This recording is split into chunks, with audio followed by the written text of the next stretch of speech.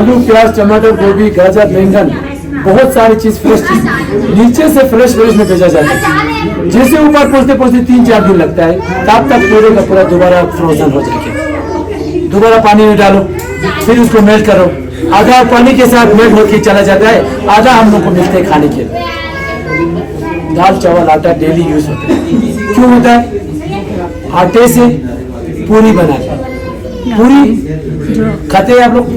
कभी कभी हम लोग डेली इसलिए बनाते हैं क्योंकि वो थोड़ा जल्दी हो जाए। कैसे रहते हैं? पूरी के तेल को गर्म होने के लिए 1 घंटा लगेगा। जैसे वो 1 घंटा लगने के बाद उस पूरी की ऑयल से धुआं आता है। आप लोग को सभी को पता है फौज का कढ़ाई थोड़ा बड़ा होता है, उसके अंदर 4-5 पूरी फेंकते हैं। जैसे वो पूरी उठा लिया, दोबारा तेल ठंडा हो जाता है, फिर तेल को गर्म करना पड़ेगा। यहाँ तक हो गया खाने के बारे में। अब हो गया नहाना। -70 डिग्री में नहाएगा, यहाँ से जो गर्म हवा आता है यहाँ पे इस तरह जम जाता है। यहाँ से थूक मारेगा, नीचे पहुंचने से पहले जम जाता है, तब का आवाज आता है। वहां पे नहाएगा, -70 डिग्री में भी नहाना पड़ेगा। क्योंकि अगर एक जवान वहां पे नहीं नहाएगा, अभी मैंने आप लोगों को दिखाया मोटे मोटे कपड़े पहना हुआ, फंगस हो जाएगा हर एक जगह में, बैक्टीरिया हो जाएगा, बदबू मारेगा और एक बीमार हो जाएगा। हर 3 दिन के बाद एक जवान को नहाना है। एक जवान को नहाने के लिए 3 जवान को खड़ा होना पड़ता है। एक जवान को नहाने के लिए 3 जवानों को कष्ट करना पड़ेगा। क्यों? क्योंकि पानी नहीं है। कहां से लाएगा पानी? यहाँ जाएगा 3 जवान आइस केव के अंदर, आइस को तोड़ के लाएगा with the help of ice axe की मदद से आइस को तोड़ के लेके आएगा टीन में डाल के, फिर उस टीन को गर्म करके देगा। 10 मिनट के अंदर नहा के वापस आएगा। 15-20 मिनट लगा दिया, तब तक दोबारा पानी ठंडा हो जाएगा। इसीलिए हम लोग वहां पे मगर उस चीज को छोड़ के कभी नीचे नहीं आते। इंडियन आर्मी हर एक फैसिलिटीज देता है, हम लोग को देना भी पड़ेगा। नीचे अगर कुछ नहीं हो तो चलेगा, ऊपर हर एक फैसिलिटी पहुंचा होगा। इस स्ट्रोक को छोड़ के कभी नीचे बेस में नहीं आएगा। अगर इस स्ट्रोक को छोड़ के बीमार हो रहा है, ठंड है, बर्फ ज्यादा है बोल के इसको बिल्कुल छोड़ के नीचे आएगा, उसी के अपोजिट में पाकिस्तान बैठे हुए अगल बगल में बातें सुनते हैं, एक दूसरे के साथ आवाज मारना शुरू हो जाता है। इस स्ट्रोक को छोड़ के नीचे आएगा, पाकिस्तान को बहुत आसान हो जाएगा यहाँ से यहाँ आने के लिए, फ्री हो जाएगा वो, जैसे कारगिल में हुआ था। अगर पाकिस्तान यहाँ पे पहुंच गया और एक कारगिल युद्ध शुरू हो जाएगा। अगर एक कारगिल युद्ध शुरू हो गया, बहुत सारे जवान दोबारा शहीद हो जाएंगे, क्योंकि उनको बहुत आसान हो जाता है ऊपर से नीचे मारना। हम लोग यहाँ से ऊपर चढ़ रहा है, गोली तो छोड़ो, पत्थर मार के भी गिरा सकते हैं हम लोग को, क्योंकि ये टॉप में हम लोग नीचे से चढ़ रहे हैं। तो इसीलिए ऐसा कभी होने नहीं देता है, because nation is always first. इस देश के लिए कभी वो नहीं करेंगे। हर हमेशा एक जवान क्यों ना रह पाए वहां पे, 9 जवान केरवा जाके चला गया, एवं जाके चला गया, अगर वहां पे एक जवान रह गया उसको भी वहां पे बैठना पड़ेगा, तब तक हमारे नीचे से आएगा। कभी उसको छोड़ के कभी नहीं। रात को 24 घंटा रात भर इस तरह बैठना पड़ेगा। अगर नींद आए तो यहाँ पे लकड़ी डालेगा इस दोनों के बीच में। अगर वहां से एवं जाएगा, अगर वो दौरान चिल्लाएगा नहीं, वो लोग अंदर से निकलेगा नहीं। अगर वो निकलेगा नहीं, कोने को लेके चला जाएगा। इसीलिए रात भर अगर एवलांच आ गया तो थोड़ा बहुत चिल्लाना पड़ता है, ताकि वो लोग बाहर निकल जाए। थोड़ा बाहर निकलेगा, आगे भाई कभी भी वहां पे दौड़ सकते हैं। अगर इसी के अंदर रह जाएगा तो सभी को लेके चला जाएगा। ऐसा हुआ, आपने नाम सुना होगा लास्ट नाइट हनुमान थापा, बताए 2016 में मैं दूसरी ग्लेशियर में था और वो लोग दूसरे पोस्ट में थे। 20 जवान के साथ पेट्रोलिंग के लिए गया था। अचानक बदकिस्मती से एक एवलांच आ गया। एवलांच आने के बाद इतना बड़ा एवलांच आ गया, 20 जवान को लेके चला गया, पूरे का पूरा उसके अंदर दब गया, कोई नहीं मिला है वहां पे, पूरा शहीद हो गया वहां। अब उनको ढूंढना है, ढूंढते ढूंढते ढूंढते कम से कम 50 घंटा हो गया उसको। 50 घंटे के बाद सभी मिल गया, मगर राजनायक हनुमान थापा नहीं मिला। और राजनायक हनुमान थापा को ढूंढने के लिए कम से कम 70 घंटा हो गया उसको। हम लोग खुद वहां पे फ्रोज बाइट होने वाला था। अब उस -70 डिग्री में कब तक ढूंढेंगे, मगर ढूंढना पड़ेगा। डॉग सर्चिंग लाया गया, मेटालिक डिटेक्टर लाया गया, सब कुछ लाके उसको ढूंढना शुरू कर दिया। आखिरकार 72 आवर्स के बाद 2 डॉग था सर्चिंग वाला, नहीं मिला। उस दौरान वो एक जगह में सो रहा था, एक ही जगह में। अब उसको खोदना शुरू हो गया, कम से कम 25 फीट नीचे। 25 फीट नीचे खोदने के बाद वहां से राजनायक हनुमान थापा इस तरह मिला। 72 आवर्स के बाद मिलने के बाद भी उनका सांसें चल रहा है। मेरे लिए 10 मिनट बहुत है। इतना कपड़ा पहन के, इतना इक्विपमेंट उठा के वहां पे 10 मिनट बैठना भी बहुत था, मगर वो 72 आवर्स उसके अंदर उसने होगा। वहां से उसको दिल्ली बेस हॉस्पिटल में भेजा गया। वहां पे भी 2 दिन तक ट्रीटमेंट हो।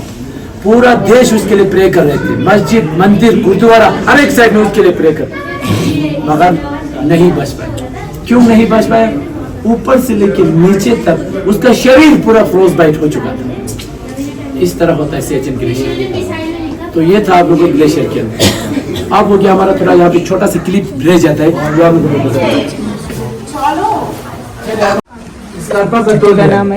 एक आउटर, एक इनर। आउटर जो है अंदर पानी नहीं जाने देता है, इनर हमारा पैर बहुत वाम रखते हैं। अगर ये वाला जूता पहन के सियाचिन ग्लेशियर में गया, दूसरे दिन उसका पैर काटना पड़ेगा, क्योंकि उसके अंदर पानी जाता है। पानी जाने के बाद पैर गीला हो जाता है, गीला होने के बाद सड़ना शुरू हो जाएगा, फिर फ्रोज बाइट हो जाएगा, बाद में काटना पड़ेगा। वो दोनों जूता मिला के अगर वजन करेगा 3 kg का वेट है। इसके नीचे जो लगा हुआ है उसको बोलते हैं स्पाइक्स।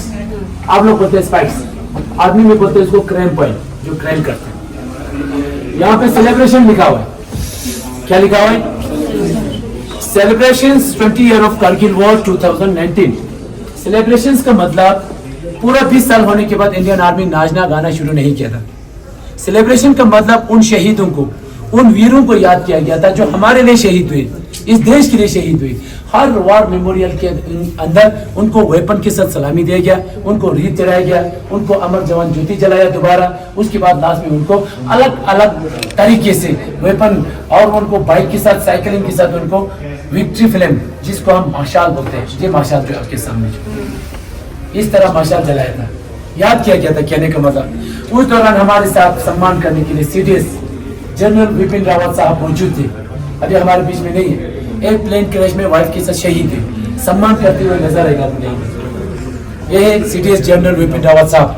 आप लोग बोलते हैं कैप्टन विक्रम बत्रा, उसका एक जुड़वा भाई है जिसका नाम है विशाल बत्रा, आईसीआईसी बैंक में काम करता है। हर साल अपनी भाई को सैल्यूट करने के लिए इस हॉल ऑफ फेम में आता है। यहाँ पे आप लोगों को दिखाया गया है, सैल्यूट कर रहा है। आप लोग बोलते हैं कैप्टन विक्रम बत्रा, ये है कैप्टन विक्रम बत्रा फर्स्ट वाला।